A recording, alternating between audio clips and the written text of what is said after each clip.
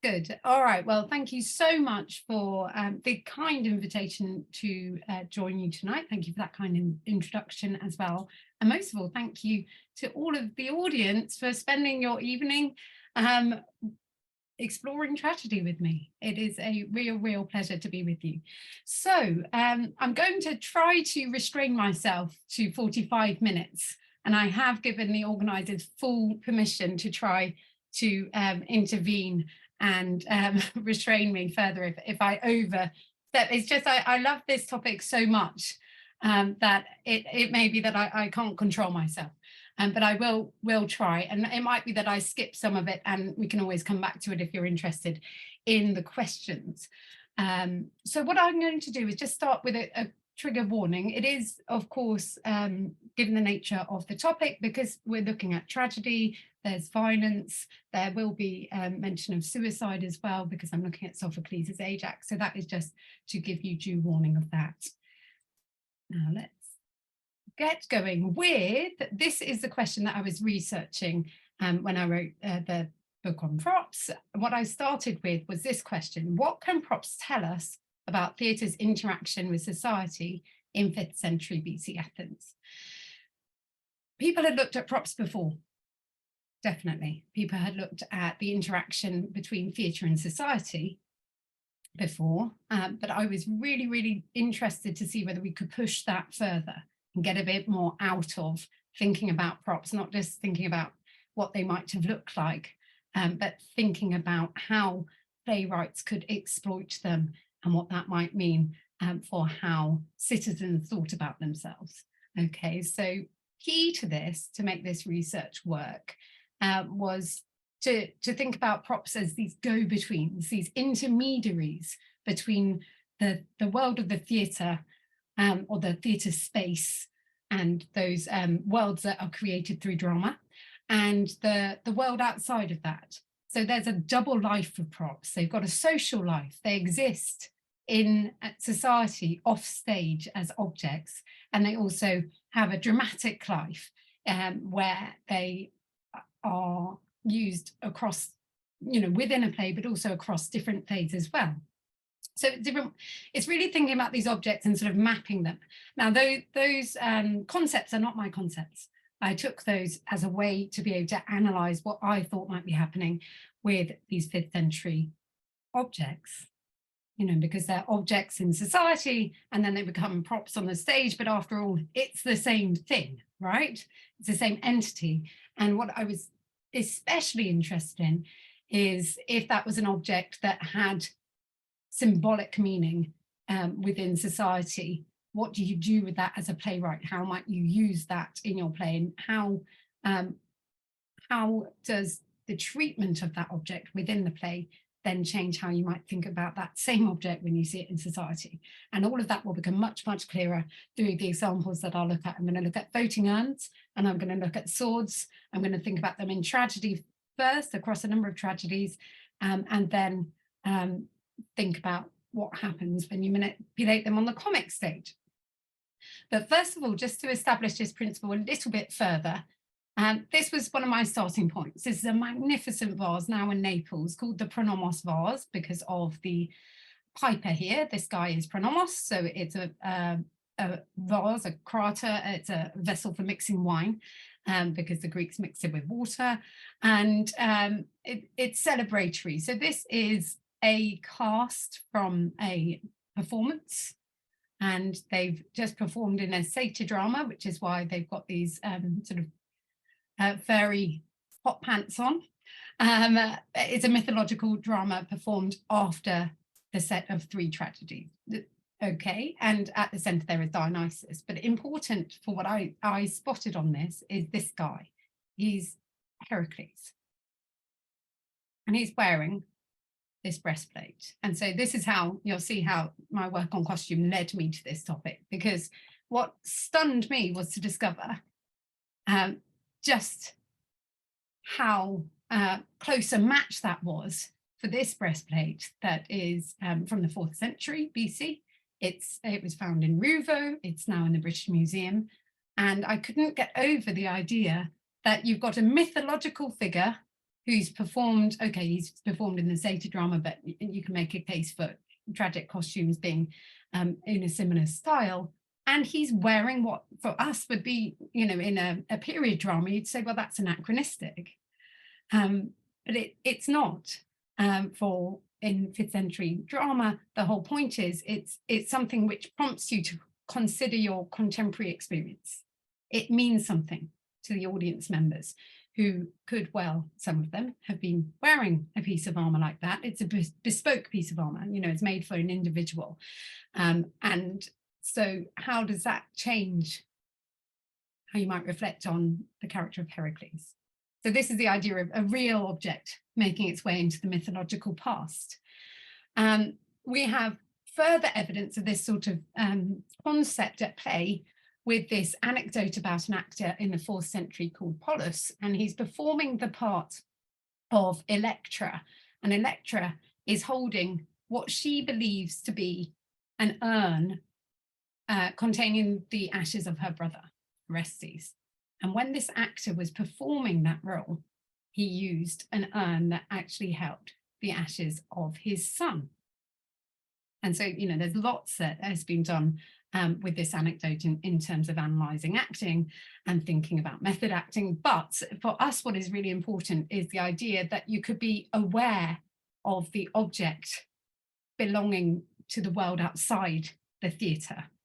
And it can be brought onto the stage. Now, that's obviously a very personal object. It's got, it's symbolic for the actor Polus. But I'm thinking I was thinking in this research really about, well, how about objects where you're aware that they have meaning for you within your civic life, within for your identity as a citizen in Athens? What happens with those objects? And we have a very, very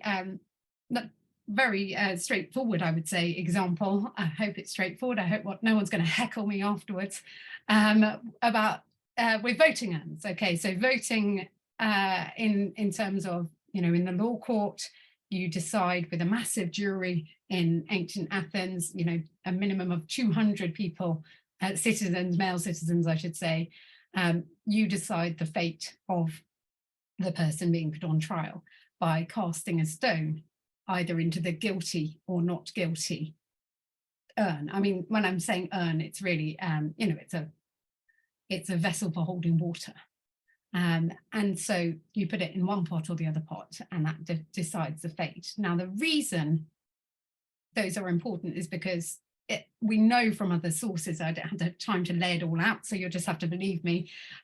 We know how important they are to citizens, you know, the right to do that, to be a jury member and to cast your vote is really a central part of citizen identity. It's also really important to the Athenian sense of identity, you know, that people have the option of a trial and that you're going to hear it out and you'll cast your vote.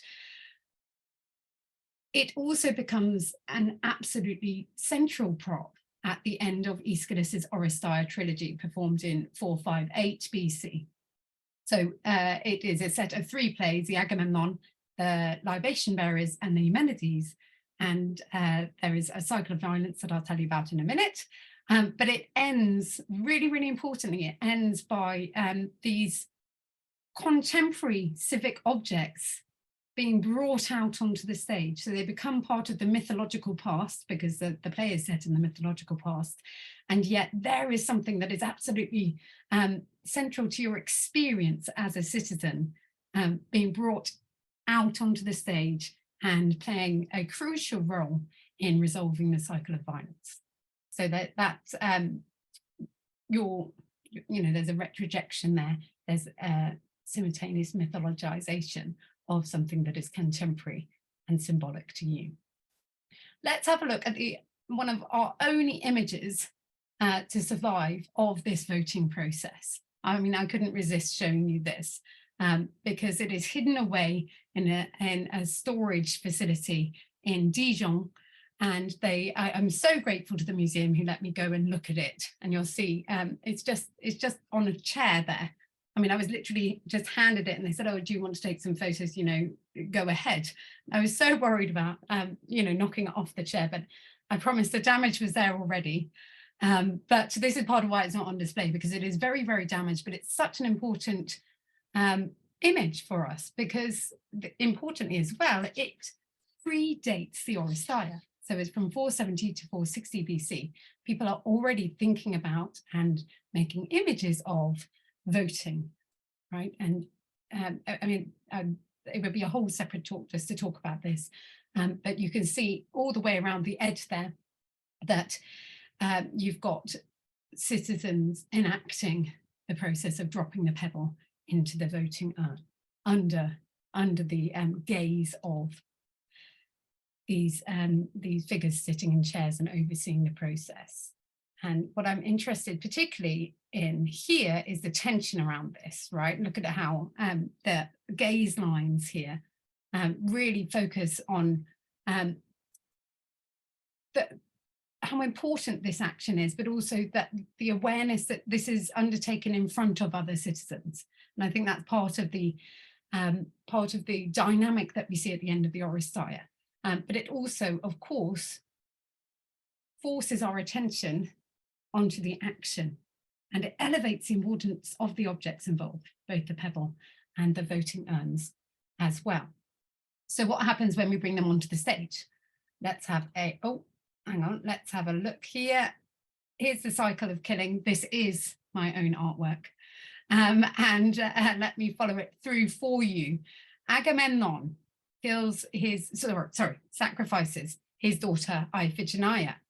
Clytemnestra, his wife, gets her revenge and kills Agamemnon. Orestes then, because he's advised to by the oracle, kills his mother Clytemnestra.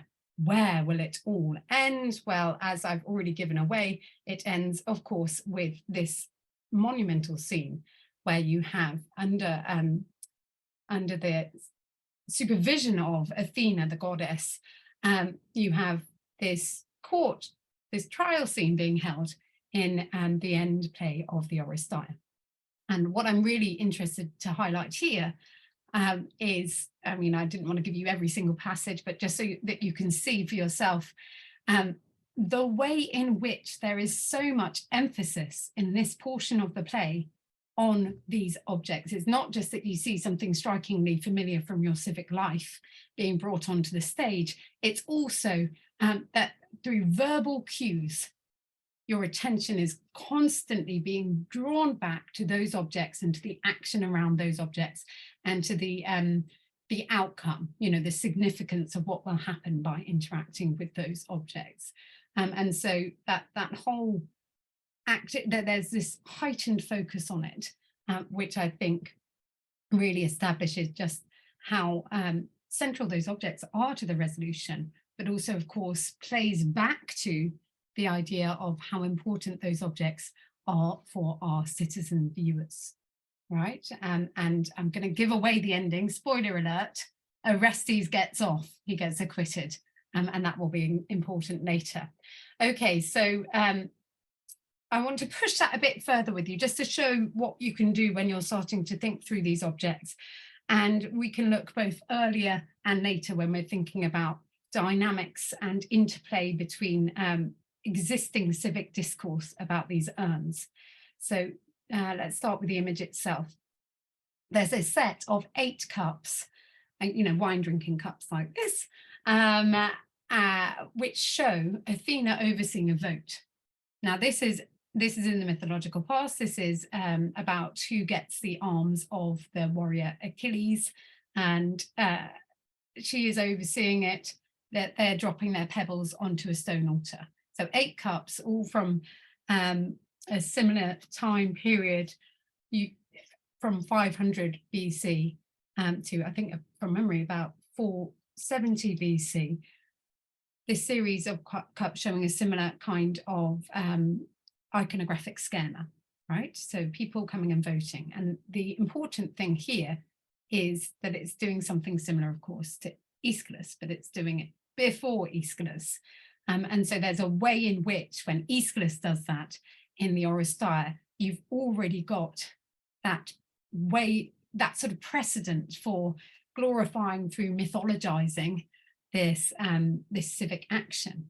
But what's of course really striking is that this image has a slightly different process, whereas when Aeschylus puts it on the stage, you're using voting urns, you're using the objects that you would use in your own action, you know, in society outside of the theatre.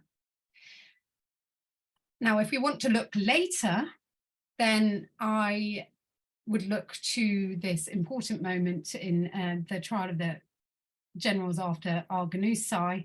So this is right at the end of the Peloponnesian War, the war between Sparta and Athens.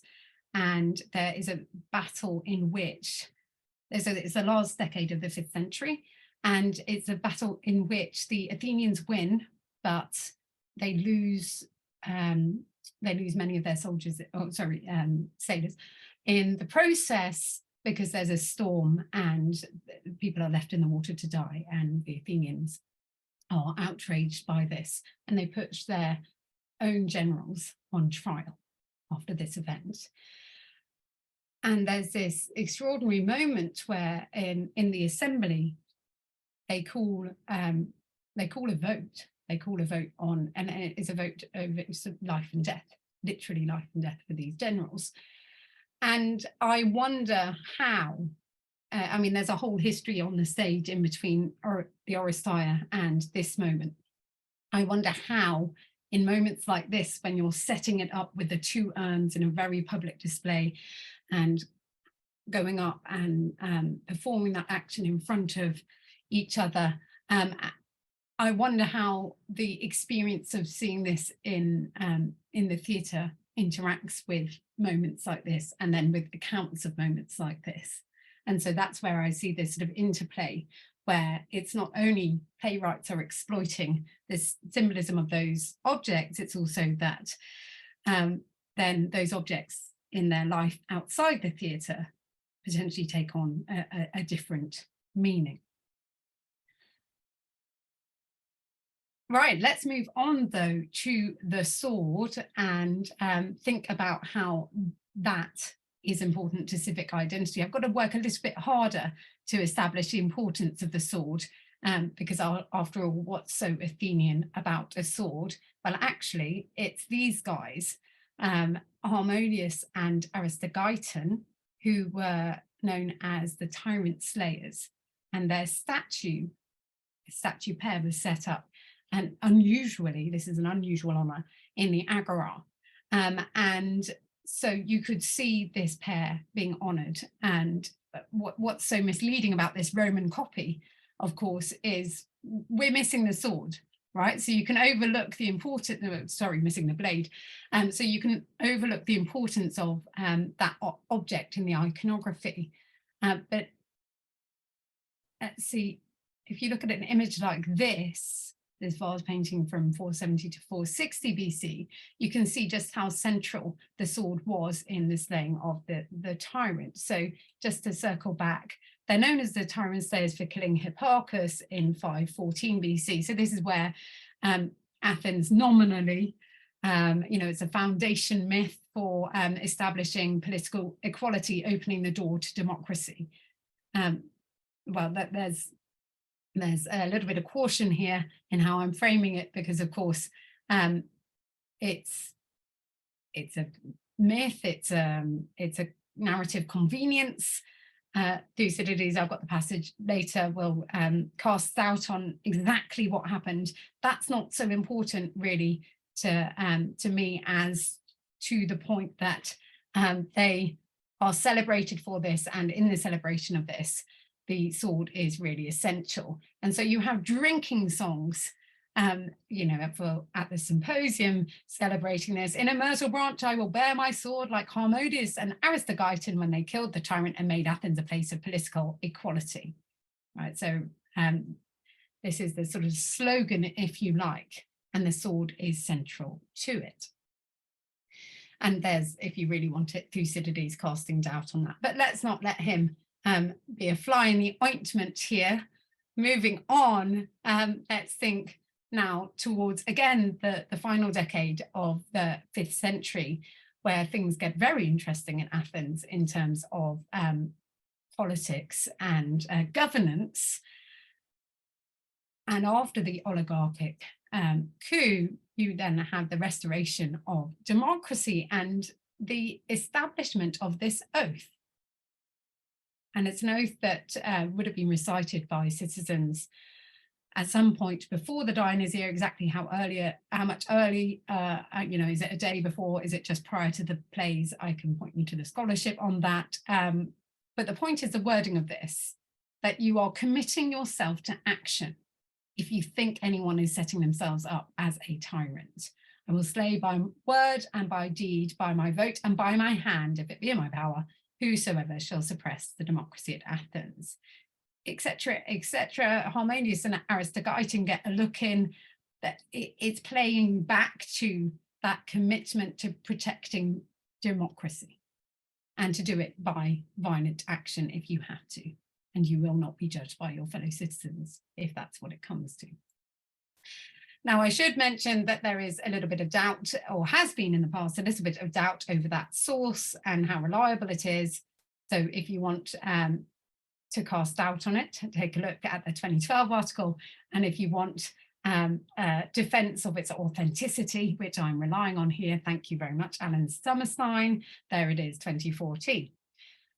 All right, so Peter Wilson is really interesting on this proclamation around the oath and the proclamation saying that you'll be rewarded if you end up having to kill a tyrant, because he suggests in this article in 2009 that maybe that goes even further back, right? Maybe that's already, or something along those lines is already being said at the Dionysia.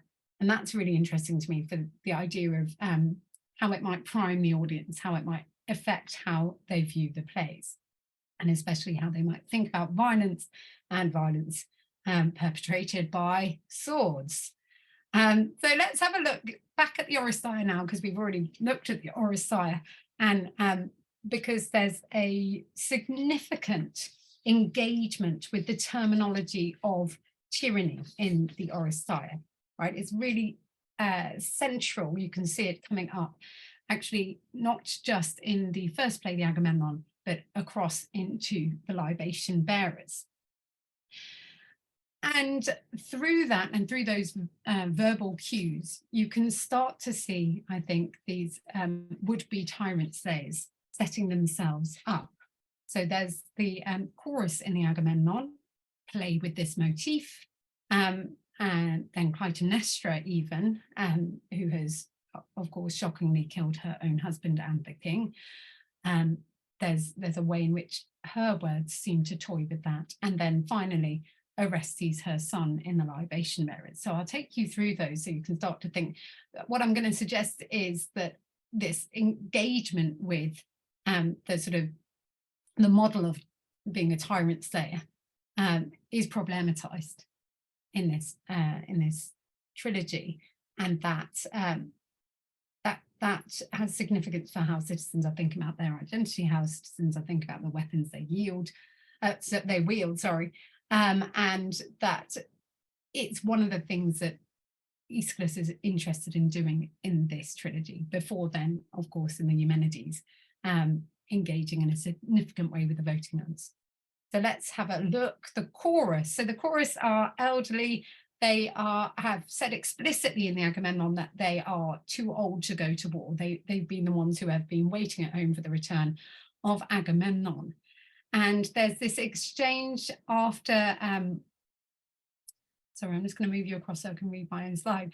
There's an exchange between them and Odysseus, who set himself up as the lover of Clytemnestra. And he's threatening them. Well, since you think fit to act and speak like this, you'll soon know the consequences. Ho there, my friends of the guard, your duty is close at hand. Ho there, everyone, hold swords at the ready, hilt forward. The chorus, well, I too am ready and I do not refuse to die. And so you can, here is the moment in which you think that they're going to be drawing their swords. And it's important to see this together with this earlier moment in the Agamemnon, where a chorus member, on hearing what they think is going on inside the palace, the murder of Agamemnon, It's intolerable. It's better to die. That's a less bitter fate than living under tyranny. So you've got almost this potential alternative plot here, where this chorus of elderly male former warriors will set themselves up as tyrant slayers. But of course, they can't, and they won't. And I think that in itself starts to ask questions about that whole motif of stepping up, being a tyrant slayer. So that's the first way in which Aeschylus is playing with it. Now, Clytemnestra, you will have to believe me that she holds a sword. And that there is so much scholarship on what her weapon was. If you really, really want to know, you can have a look at the, if you really want to know the inside details of the argument here, then have a look at the appendix where I try and see it off. But for now, let's run with it, right? She's holding a sword. And I think as a stage image that, think about that statue pair, that really has the potential to evoke the tyrant slayers. Now, that only works as a claim once you start to see the hints there are before this towards tyranny. So we've heard from the chorus about, how they think of how they engage with the terminology of tyrant slayers, but also they suggest that these murderers are somehow tyrants because they're saying, well, I'm not going to live under tyranny. And on top of that, though, Clytemnestra has done her own bit of staging here because she's made her husband Agamemnon walk over purple cloth, and therefore she's in effect made him behave like a tyrant. So there she is, standing like a tyrant there. But importantly, she does not start saying, I've freed the land of its tyrant. In fact, at that point, she's really interested in talking about the death of her daughter, Iphigenia. So you've got this mirroring between how she stands and, as I'm about to suggest, how Orestes stands, but then that difference as well. But I still think that if you've got that motif coming into play here, it's really disruptive to think that, anyone can start to set themselves up. Think back to the drinking song, I'll stand, with my sword in my hand. So it's important from that point of view that Athena, the safe female figure, from an Athenian perspective, sets up the voting urns as this positive symbol affirming citizen identity at the end of the play, after we've been toying with the sword, and it is problematic. And we'll see that with Orestes as well. Here he is, just after he's murdered Aegisthus and Clytemnestra. Behold the twin tyrants of this land, the murderers of my father and the ravagers of my house. So, so far so good, except there are terrible consequences for him.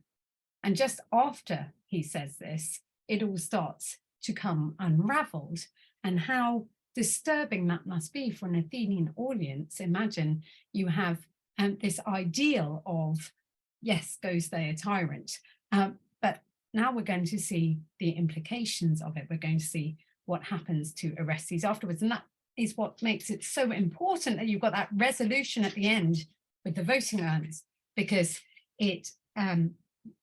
the acquittal validates the violence.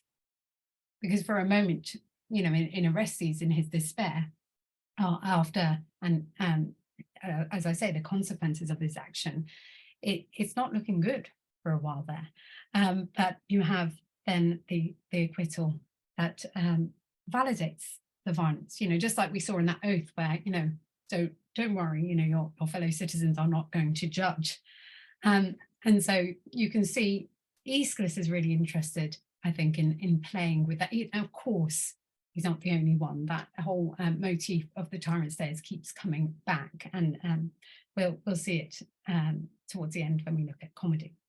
Let's romp through, because I did promise a bit of Sophocles. Let's do Ajax, and this I can't talk about swords and not talk about Ajax. It's such a famous moment on the tragic stage.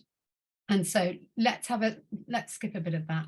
And Yeah, probably skip a little bit of this and just go to this. Right, so Ajax. In Sophocles' Ajax, Ajax kills himself after, actually, we can go back to the award of the arms. He doesn't get given the arms of Achilles. He feels dishonored. He goes mad and slays what he thinks is his fellow Greeks, but actually it's a load of cattle. Athena is not kind to him, shall we say, and he kills himself in this play. But before he does, there's an interaction with his son, Eurysakes, and a long time ago, Simon Goldhill wrote a really important article about the interaction between the Dionysia and the Civic ideology. I absolutely would not have written this book or done this research without, the approach set out there.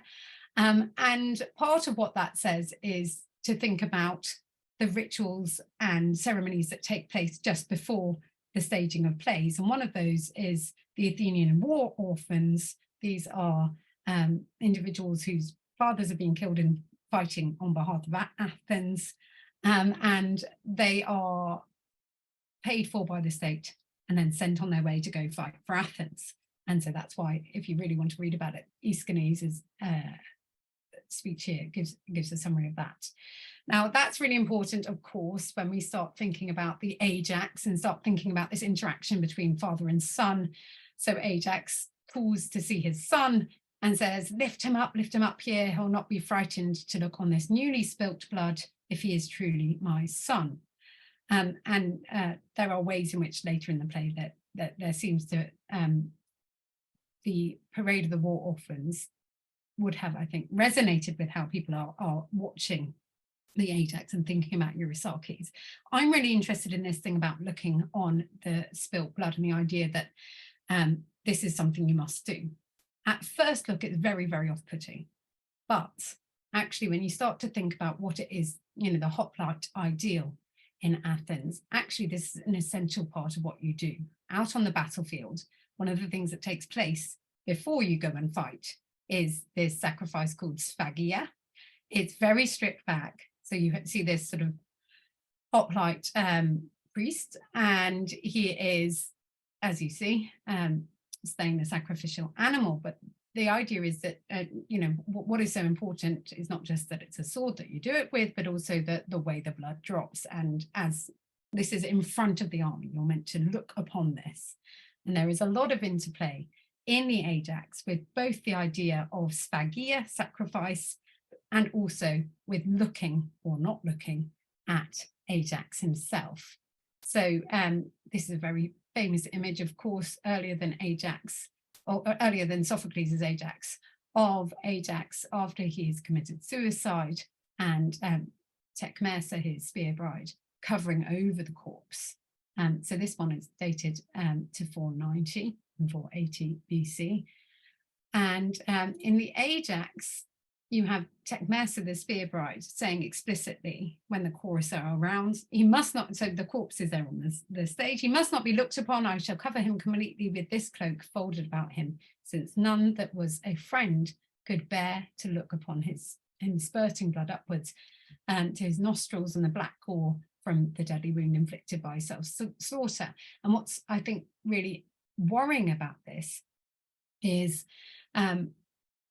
we have to, as Athenian hoplites, look on the blood and wounds, the wounds inflicted by a sword, right? And so it makes it really important when finally we get to the moment where Tuca, Ajax's half-brother, actually is then able to look, right? He forces himself to look upon this wound, and the audience's awareness of this disjunction between the hoplite experiences sphagia when you look and this dramatization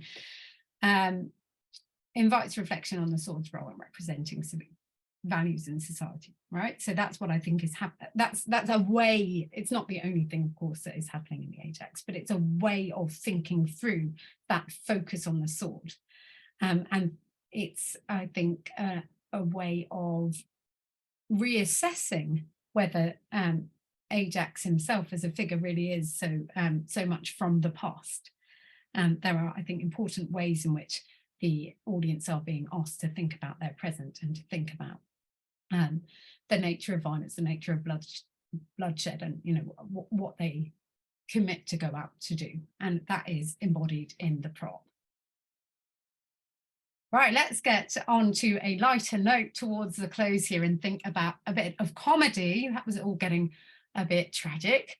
So let's think about some comedy and think about actually how these props fare on the comic stage, because tragedy does not, of course, occur in a vacuum, and you have really importantly, within the same performance space, comedies taking place. And it's not me making much of that, is there in the comedies themselves that like to draw attention to this. It's the same place where you've seen, there's a reference to, this is the same place where you saw Andromeda, for example. And we can go further, can't we? It's not just that it's the same place, it's potentially the same objects, although more often you have a comic substitution for the tragic object. So I'm going to look at just the example of the voting urns and how they get transformed in wasps, and then I'll have a think about swords and how their violence is negated by looking at Arcanians, and then finally looking at Lysistrata to think about tyrant slayers. Okay, so let's start with our voting urns, and we'll start with looking at, I've just got to set the tone.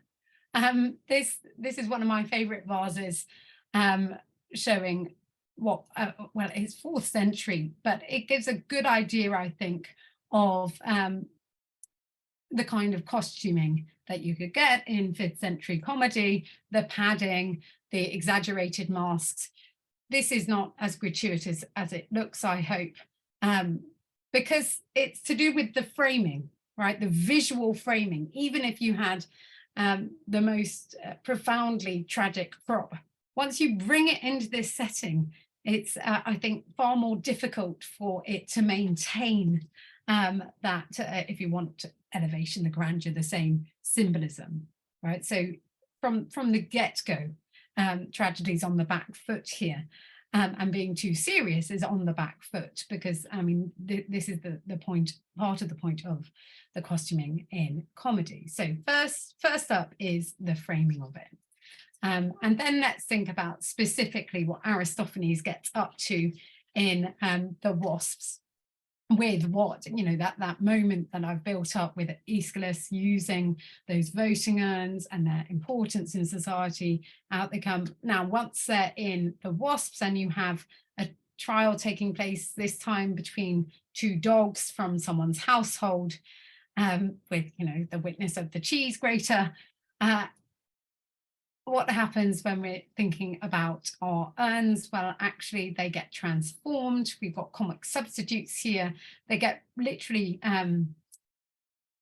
brought down by becoming, they're substituted with domestic objects. Here we have this interaction between father and son, and they're trying to get every possible object that you need, cluttering up the stage with all the things you need to create a court trial, and or set the scene for a court trial.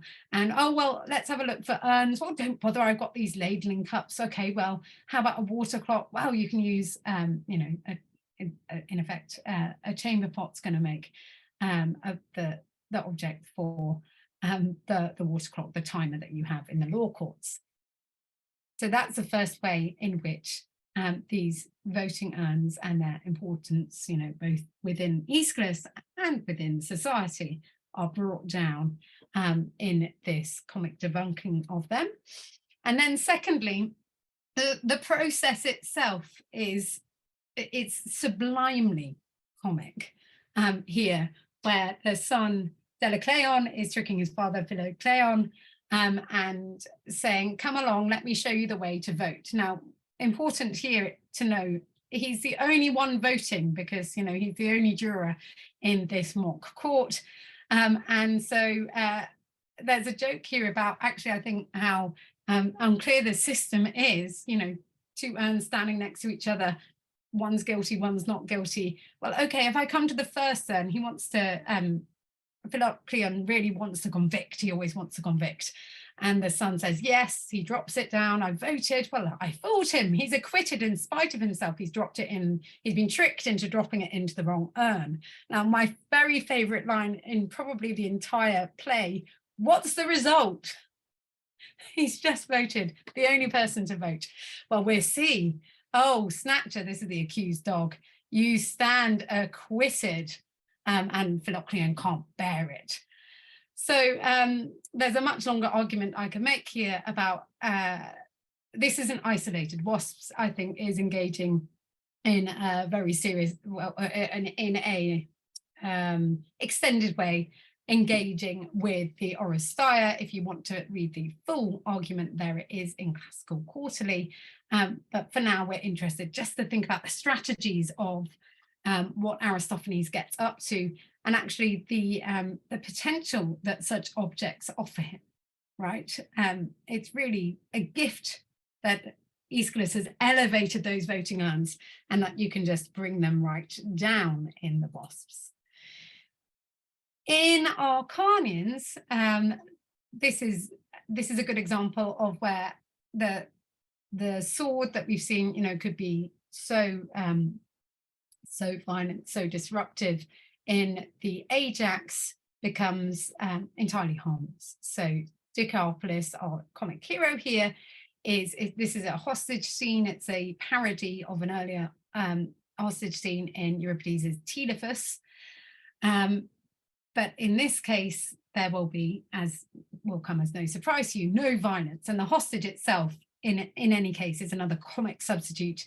In the original, in the Euripides Telephus, this was nominally the royal baby that is being threatened. Instead of a baby here, it's a basket of charcoal, which is very dear to the chorus members. So I'm going to go fetch them. I've got hostages of yours. I'm going to go fetch them and cut their throats. Now, the language that is used here is tragic language. You know, it's violent, and there's a clustering of it. There's a reference to the prop itself as, you know, using the word for sword. So we know that Dicapolis has a sword. He's behaving as though this is going to be tragic violence enacted, and it isn't at all, right? So there we have it. You were all getting ready to shake your shouts at me, and some Parnassian coals were very nearly killed, and all because of their fellow demonsmen's eccentricity.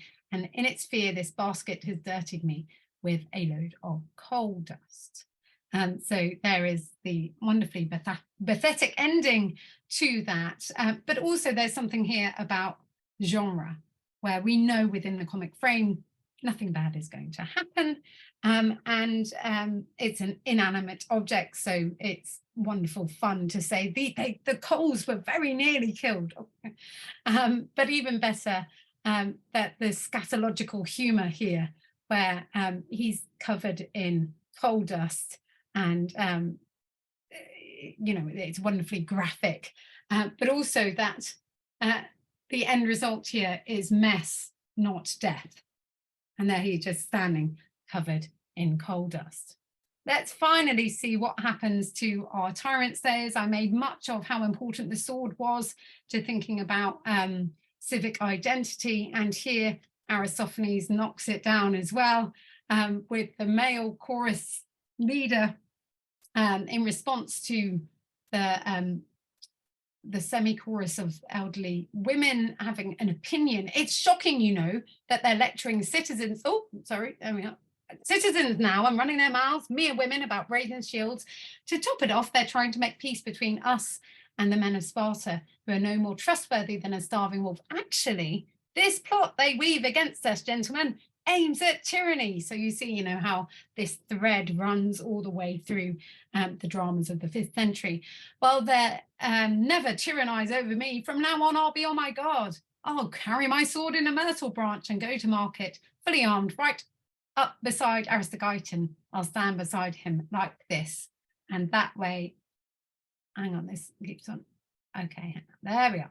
That way, I'll be ready to smack this godforsaken old hag right in the jaw.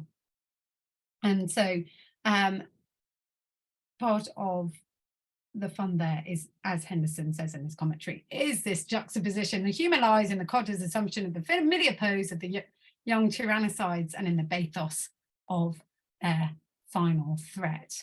And I think really part of what's going on there is, as we've seen elsewhere in Aristophanes, you can take something which tragedy has made much of and has not only exploited, but contributed to this civic discourse on, and that then you can do something different with it. You can choose to actually have some fun with it, but at the same time, that's problematizing it. So what I really suggest is that both genres in their own way problematize or allow reflection on civic identity through the props that they use. And to sum up why you would spend time doing this as a project, here's what I think you can get out of it: that you're thinking about theatre and society, that you can think about tragedy and comedy, and that you can also think about theatre and art. Thank you very much for your attention.